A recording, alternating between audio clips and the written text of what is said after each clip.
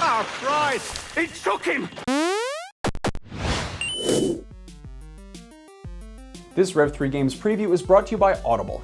Ahoy, ahoy, mateys! Max Scoville here for our Rev 3 Games.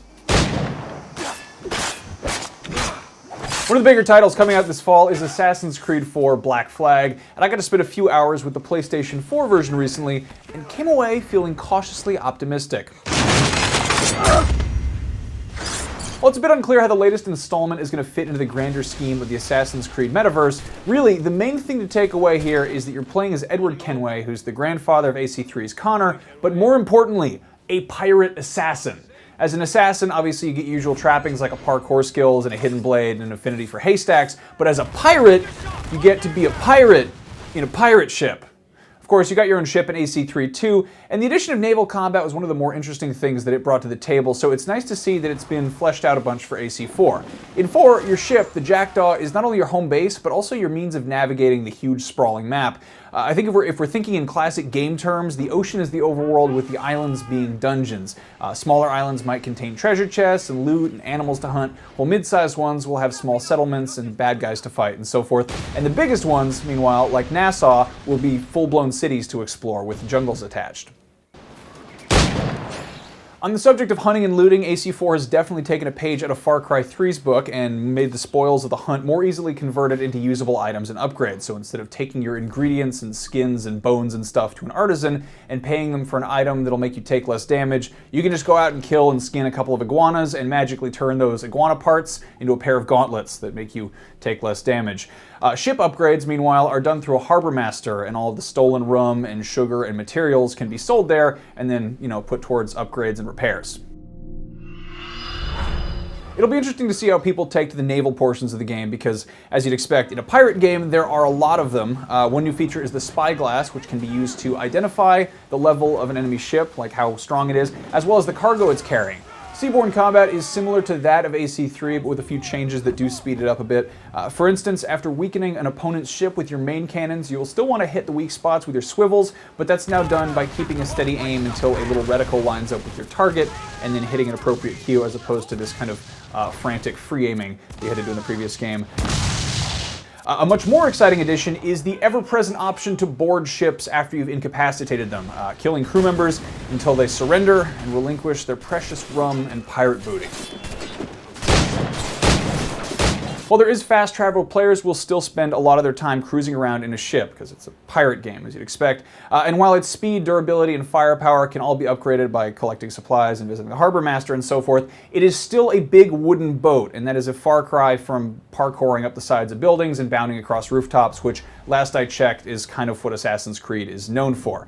However, there is now the addition of swimming, and while it'd be cool if the entire ocean floor was explorable, that's pretty impractical in a game of this scale, so instead there are specific areas that can be accessed once you have a diving bell for your ship, which can be unlocked in the story mission. I didn't actually get into the diving sequences myself, but it seems like an interesting dynamic where the hunter becomes the hunted, and Edward must kind of sneak around underwater, avoiding sharks in kelp forests and hiding out, all the while making sure that he has enough air by ducking into air pockets.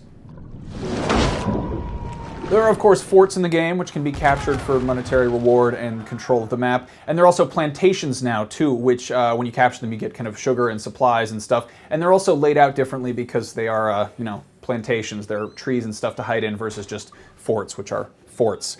Infiltration of these areas feels pretty similar to Far Cry 3 with central alarm bells, which can be stealthily deactivated to prevent more reinforcements from coming in and attacking you. And if you pull off a raid without being detected, it'll earn you a bit of a bonus. Now, while it probably won't have a huge effect on this Assassin's Creed, there is a feature that could show some promise for the future. It is a feedback option. After completing each mission, you can rate it on a scale of 1 to 5 stars, giving Ubisoft an idea of how much you enjoyed that specific stretch of gameplay.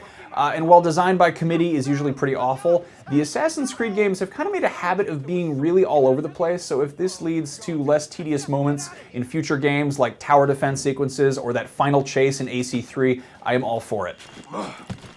Aside from the gorgeous, colorful visuals, probably the best thing AC4 has going for it is that the whole map is free to explore from the get-go, instead of having large chunks of it locked off until the story is completed, or, punishing exploration with desynchronization. Beyond that, thanks to the increased power of next-gen consoles, I was playing on PS4, like I said, you won't be tripped up by loading screens every 5 minutes. It is not completely seamless, but it is definitely a noticeable improvement. Then again, that is on next-gen. The 360, PS3, and Wii U versions might be another story altogether. But that's the thing, really. Black Flag seems to be very much about improvement. It's not a massive overhaul, but after Assassin's Creed 3's overprotective field trip chaperones approach to an open world game, it definitely seems like it has a much better idea of how a sandbox game is supposed to work. So based on my hands-on time with the game, I am cautiously optimistic. In any case, the final game is hitting stores pretty soon. The PS3, 360, and Wii U versions will be out worldwide the last week of October, and the next-gen version will be available on launch day for both the PS4 and Xbox One on their respective days. If you want to check out how the PS4's mysterious center touchpad works on the new controller, go check out the little video we put up about it. And if you have any questions, feel free to leave them in the comments. I'm Max Scoville. Take it easy. When's the last time you read a book?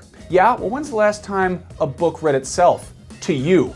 Well, if you've never experienced the wonder of audiobooks, you should fix that by checking out Audible. Audible is the #1 source of audiobooks and spoken word entertainment with over 100,000 titles to choose from. And if you head to audiblepodcast.com/rev3games, you can get a free audiobook just for signing up. Want to learn how much it sucked to be a cowboy? Check out the brutal Western epic Blood Meridian by Cormac McCarthy. I highly recommend it. Once again, for a free audiobook, just sign up at audiblepodcast.com/rev3games.